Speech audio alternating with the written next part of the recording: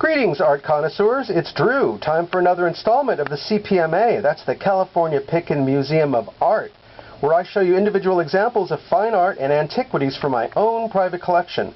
So I'll be showing you some items from Asia today, guys. From China, Japan, and this one item from Korea, this basket from Korea.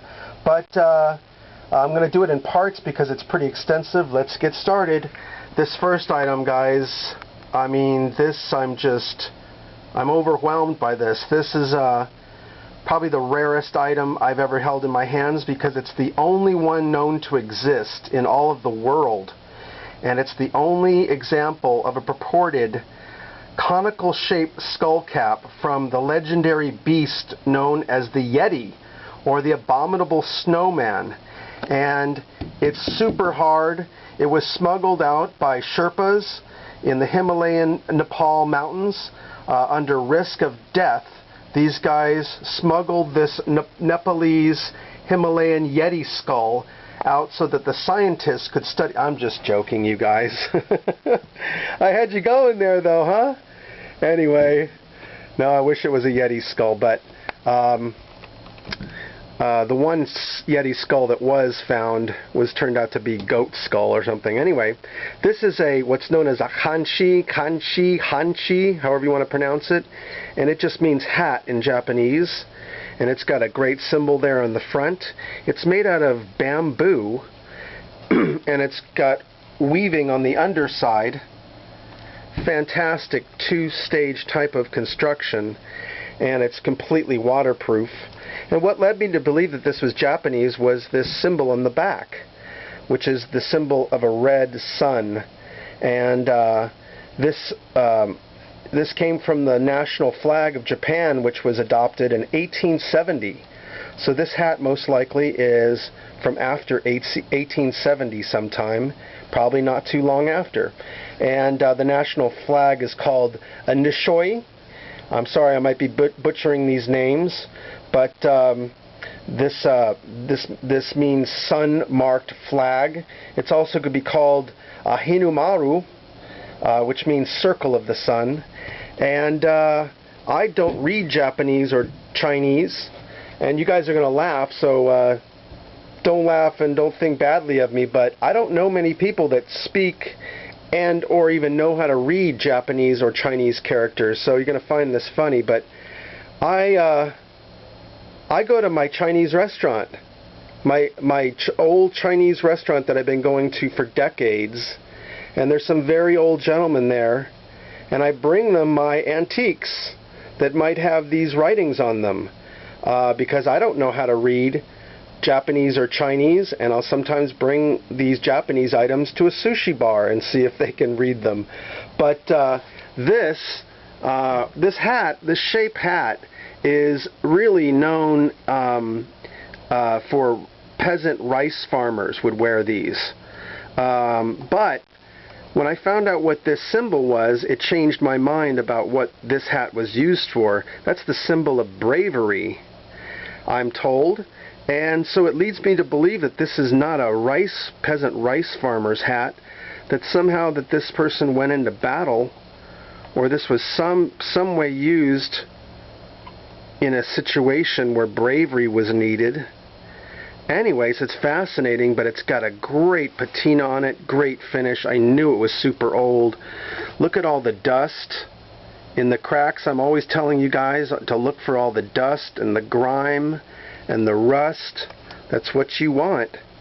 My camera's not so great. I'll try to keep it in focus, but really nice item. As I said, it's two-part construction. The outer layer is bamboo, the inner layer is woven material. I don't know what that is. That might also just be, I don't know, but wicker or whatever they call that. And so I saw this on the shelf at a little thrift store, and I was pretty amazed, and that was the price. Normally I don't share the prices on the CPMA, but you know, I feel generous today. Now, I don't exactly know what that would be worth, but it's a fantastic antique item. And the Japanese, of course, are excellent some of the greatest weavers of baskets, known as ikebana, which actually means flower arrangement. And let me show you a couple examples of those, because these are in my collection that I have. Might as well bring them out, have a little education for everybody, get to show them off. So look at the pattern on these ikebana baskets from Japan. Look at the weaving. I've shown these before in my channel, so this is basically for some of the new viewers. Really very extensive weaving on that one. And moving along, nice big round example of ikebana.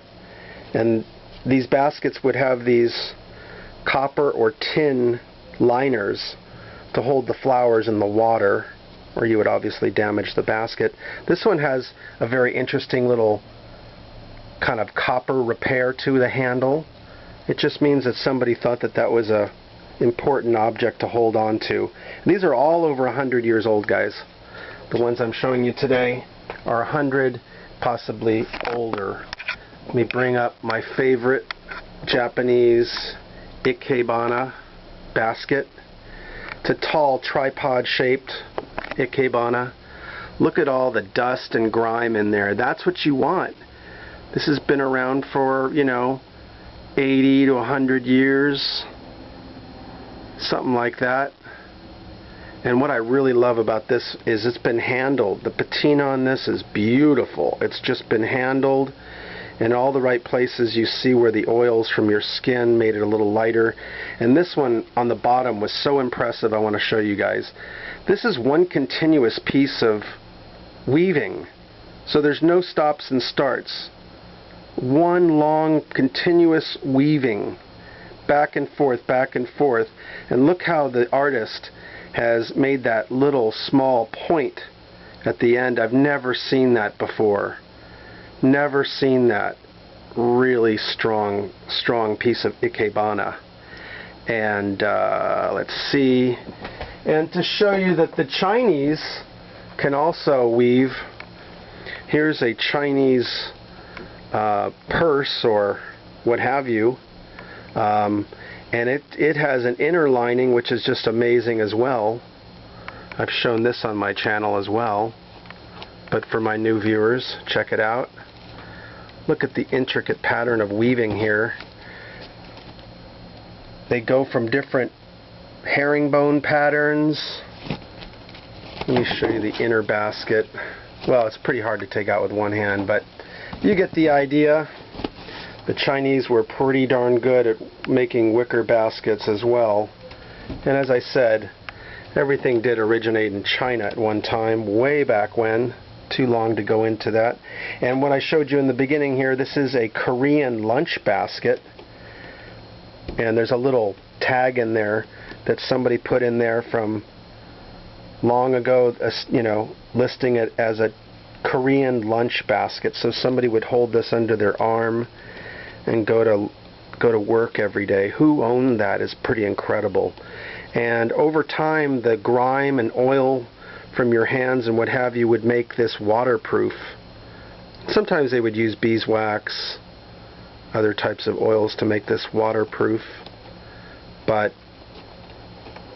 yep, 100-year-old or more Korean lunch basket.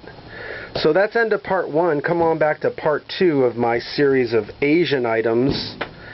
And sorry about the YETI thing, I just had to get you.